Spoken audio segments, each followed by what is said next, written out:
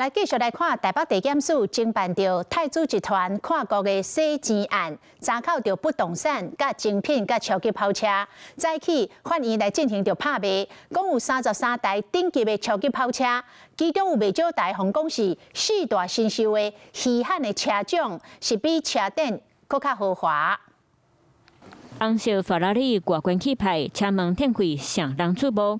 边仔白色迈拉伦叶贴车花，真侪民众来收车，拢看到目睭唔敢开。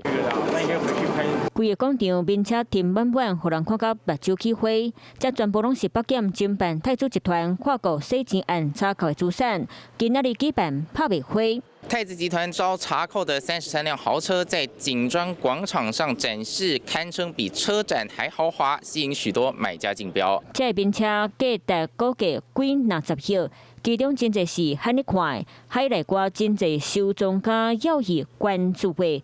不过想要参加竞标，爱先纳50万的保证金。我们有委托了客户啊，就是委托我们来竞标，就是以 Supercar 有2部 Supercar， 然后有1部是修理车，那另外1部的话是房车这样。其中上受到注目的包括保时捷参甲王全球限量918台，市价大约8000万；迈拉伦传奇车速达到350公里，市价大约1亿；红色法拉利马王嘛超过1亿6000万。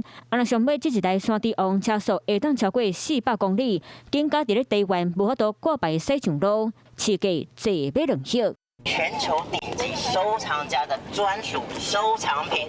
这场史上上豪华的拍卖会，司法和检察界嘛来关注。法务部长陈明谦、警政署长张英兴拢有行卡到。那我想在这边来办理变价拍卖这个泰资集团的这些的名车哈，那我想可以激励培养我们警专这些执法这些同学的这些的责任心跟使命感。 根据平面媒体报道，泰资集团伫咧台湾的部分已经到收尾抗战，拍卖会结束，短时间内可能就会正式起诉。Hello， 我是林仙怡，想要抢先掌握最及时的新闻资讯吗？赶快订阅、按赞、开启小铃铛，锁定华视新闻 YouTube 频道。